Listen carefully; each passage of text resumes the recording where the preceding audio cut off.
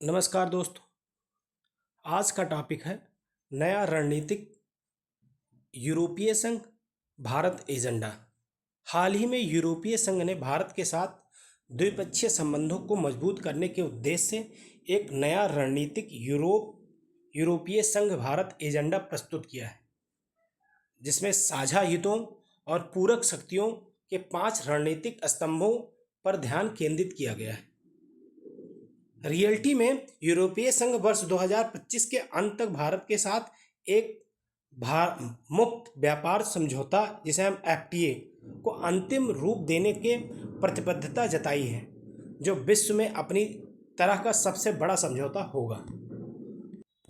अब हम समझते हैं कि भारत और यूरोपीय संघ के बीच में नए रणनीतिक एजेंडे के 5 स्तंभ क्या हैं। सबसे पहला समृद्धि, स्थिरता, प्रौद्योगिकी और नवाचार है। इसमें एजेंडा व्यापार और निवेश में अप्रयुक्त क्षमता पर प्रकाश डालता है, जिसमें मुक्त व्यापार समझौते को अंतिम रूप देने और व्यापार तथा प्रौद्योगिकी परिषद के माध्यम से आपूर्ति श्रृंखला को मजबूत करने की प्राथमिकता दी गई है। यह यूरोपीय संघ भारत स्टार्टअप साझेदारी और होराइजन यूरोप के माध्यम से तकनीकी सहयोग को आगे बढ़ाता है। साथ ही खाद्य सुरक्षा, स्वास्थ्य, जलवायु अनुकूलन और आपदा प्रबंधन पर हरित परिवर्तन एवं सहयोग का समर्थन करता है। दूसरा स्तंभ है सुरक्षा और रक्षा। यह उत्पादन, प्रौद्योगिकी और नवाचार को बढ़ावा देने के लिए समुद्री सुरक्षा, साइबर सुरक्षा, आतंकवाद निरोध, संगठन या संकट प्रबंधन तथा रक्षा औद्योगिक सहयोग पर केंद्रित है। जो तीसरा स्तंभ है वो कनेक्टिविटी और वैश्विक मुद्दे। भारत मध्य पूर्व यूरोप आर्थिक गलियारे और ग्लोबल गेटवे का समर्थन करते हुए तीसरे देशों के साथ त्रिपक्षीय सहयोग को बढ़ावा देता है। यह अंतर्राष्ट्रीय कानून, बहुपक्षीय मूल्यों तथा वैश्विक शासन को मजबूत करने के लिए बहुपक्षीय मंचों में सक्रिय भागीदारी पर जोर देता है। जो चौथा स्तंभ है वो लोगों को या लोगों से लोगों का सहयोग। यह यूरोपीय कानूनी गेटवे कार्यालय के माध्यम से कौशल गतिशीलता को बढ़ावा देता है और अध्ययन, कार्य और अनुसंधान के लिए एक रूपरेखा तैयार करता है। यह नागरिक समाज, युवाओं, थिंक टैंकों और व्यवसायों के माध्यम से गहन सहभागिता को प्रोत्साहित करता है, जिससे यूरोपीय संघ भारत व्यापार मंच का प्रस्ताव भी शामिल है। जो 5वां स्तंभ है वह सभी स्तंभों पर समर्थनकारी है।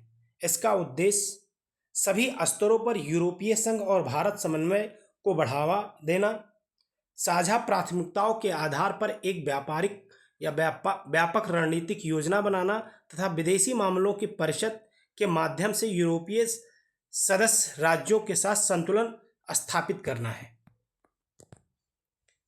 भारत यूरोपीय संघ संबंधों का क्या महत्व है। पारस्परिक महत्व में हम कई पॉइंट्स को अलग अलग स्टडी करेंगे। नंबर 1 है कूटनीतिक संबंध। भारत ने वर्ष 1962 में यूरोपीय आर्थिक समुदाय के साथ संबंध स्थापित किए। वर्ष 2004 में हैग में आयोजित 5वीं भारतीय यूरोपीय संघ शिखर सम्मेलन में इसमें रणनीतिक साझेदारी में परिवर्तित किया गया। दूसरा जो है व्यापारिक साझेदारी। यूरोपीय संघ भारत का दूसरा सबसे बड़ा व्यापारिक साझेदार है, नियर अबाउट 120 अरब, जो भारत का कुल व्यापार का 11.5% है। तीसरा जो है वह रणनीतिक सामंजस्य। भारत और यूरोपीय संघ सुरक्षा, नवीकरणीय ऊर्जा, जलवायु कार्रवाई, बहुपक्षवाद में समान रुचि साझा करते हैं। दोनों पक्ष आतंकवाद रोधी, साइबर सुरक्षा, प्रवासन, समुद्री सुरक्षा, मानवाधिकार, अप्रसार और निशस्त्रीकरण पर द्विपक्षीय वार्तालाप करते हैं। चौथा देखा जाए तो बुनियादी ढांचा संबंधी सहयोग। भारत यूरोपीय संघ ट्रेड एंड टेक्नोलॉजी काउंसिल, अर्धचालक, कृत्रिम बुद्धिमत्ता, स्वच्छ ऊर्जा, डिजिटल वित्त सहयोग को प्रोत्साहित करता है। यूरोपीय संघ भारत की बहुसंरक्षण नीति के अनुरूप बिना किसी सुरक्षा निर्भरता और आर्थिक तथा तकनीकी संबंधों का समर्थन करता है। वैश्विक शासन, यूरोपीय संघ चीन पर आर्थिक निर्भरता कम कर रहा है और भारत के व्यापार विविधीकरण का समर्थन करता है।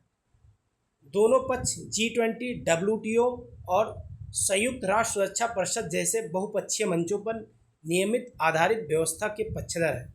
यदि भारत के महत्व को देखें तो उसमें आर्थिक संबंध सबसे इम्पोर्टेंट है। आर्थिक संबंध में देखा जाए तो भारत और यूरोपीय संघ का 9वां सबसे बड़ा साझेदार है। यूयू व्यापार करीब करीब 2.4% वर्ष 2024 में देखा गया है। अप्रैल 2000 से दिसंबर 2023 तक भारत में यूरोपीय संघ का प्रत्यक्ष विदेशी निवेश का प्रवाह 107.27 अरब अमेरिकी डॉलर रहा है, जिससे भारत में औद्योगिक विकास, रोजगार सृजन, प्रौद्योगिक हस्तांतरण को प्रोत्साहित किया है। साथ ही साथ में यूरोपीय संघ भारत के लिए सूचना प्रौद्योगिकी, औषधि उद्योग, वस्त्र और कृषि निर्यात में अवसर प्रदान करता है। द्विपक्षीय सेवा व्यापार 2019 से 22 के बीच 48% की वृद्धि दर्ज की गई थी। यह सुरक्षा एवं रक्षा देखा जाए तो यूरोपीय रक्षा कंपनियां मेक इन इंडिया के अंतर्गत भारत के रक्षा आधुनिकीकरण का समर्थन कर रही हैं, जैसे एयरबस C295 विमान का स्थानीय निर्माण कर रही हैं। 8वां प्रौद्योगिक एवं नवाचार, भारतीय यूरोपीय संघ ट्रेड एंड टेक्नोलॉजी काउंसिल अर्धचालक, कृत्रिम बुद्धिमत्ता और स्वच्छ ऊर्जा पर केंद्रित है, जबकि डिजिटल भुगतान और फिनटेक सहयोग सीमा व्यापार लेन देन के माध्यम से विस्तार कर रहा है। यदि यूरोपीय संघ के लिए महत्व देखा जाए तो इसमें 3-4 पॉइंट्स आते हैं। पहला जो है व्यापार तक पहुंच।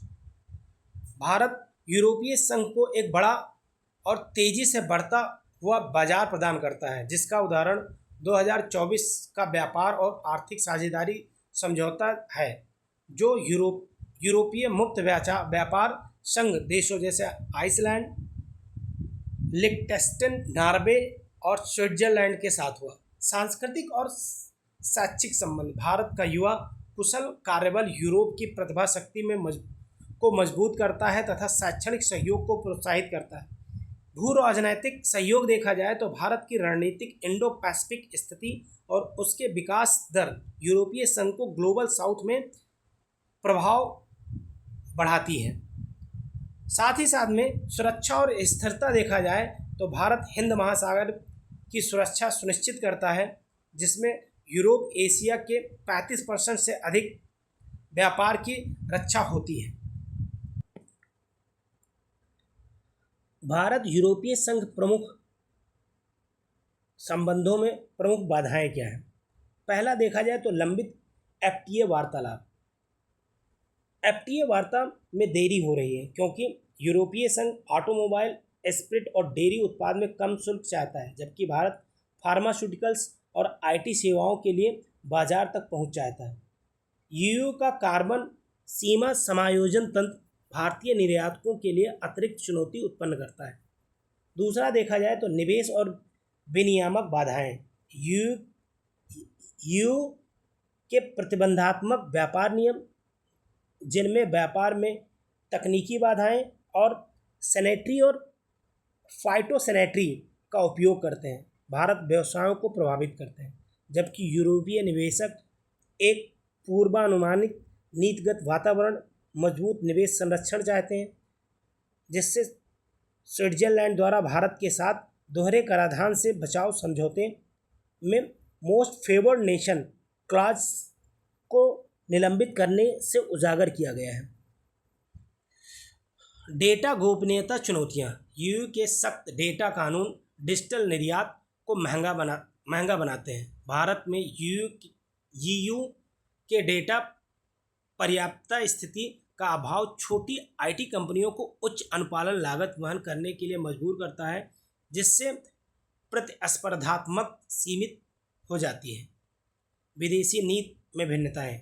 रूसी सैन्य अभ्यासों में भारत की भागीदारी और रूसी तेल की खरीद में ईयू के साथ घनिष्ठ संबंधों में बाधा डालती है, क्योंकि ईयू रूस पर प्रतिबंधों के संबंध में मजबूत तालमेल की अपेक्षा करता है, जबकि भारत अपनी तटस्थ कूटनीति जारी रखता है। पांचवा देखा जाए आपूर्ति श्रृंखला जोखिम। व्यापार में विविधता लाने के प्रयास के बावजूद चीन, भारत और ईयू दोनों के लिए एक प्रमुख भागीदारी बना हुआ है, जिससे आपूर्ति श्रृंखला के लिए जोखिम उत्पन्न हो रहा है। यह निर्भरता दोनों क्षेत्रों में भू राजनीतिक तनाव और व्यवधान के प्रति उजागर करते हैं, जिससे अधिक अनुकूलन और विविध व्यापार मार्गों की आवश्यकता रेखांकित होती है। भारत यूरोपीय संघ संबंधों में दृढ़ करने के लिए कौन सी रणनीति अपनाई जा सकती है? नंबर 1, एफटीए और व्यापार सुगमता में तेजी लाना। आपूर्ति श्रृंखला को दृढ़ करने और व्यापार अवरोधों को कम करने के लिए शुल्क विवादों का समाधान करना और एफटीए वार्तालापों को शीघ्रता से आगे बढ़ाना। उच्च प्रौद्योगिकी निर्यातकों को बढ़ावा देना और भारत के विनिर्माण क्षेत्र में यूरोपीय निवेशक आकर्षित करना ताकि विकास को गति मिल सके। दूसरा जो है वो डेटा साझाकरण और ढांचा स्थापित करना। निर्बाध सीमा पार डेटा प्रवाह के लिए यूरोपीय संघ और अमेरिका शैली की गोपनीयता शील्ड पर बातचीत करना और भारतीय फर्मों के लिए अनुपालन लागत कम करने हेतु पारस्परिक मान्यता ढांचे को लागू करना। हरित प्रौद्योगिकी साझेदारी। हरित हाइड्रोजन, इलेक्ट्रॉनिक वाहन, कार्बन तटस्थ प्रौद्योगिकी पर सहयोग के लिए नवीकरणीय ऊर्जा, फिनटेक और डेटा गोपनीयता में सहयोग बढ़ाना। चौथा जो है निवेशक चुनौती में सुधार। भारत को यूरोपीय प्रौद्योगिकी कंपनियों को अनुसंधान और विकास केंद्र स्थापित करने के लिए प्रोत्साहन करने हेतु बौद्धिक संपदा अधिकार सुरक्षा और ईज ऑफ डूइंग बिजनेस को मजबूत करने की आवश्यकता है। सुरक्षा सहयोग में को बढ़ाना।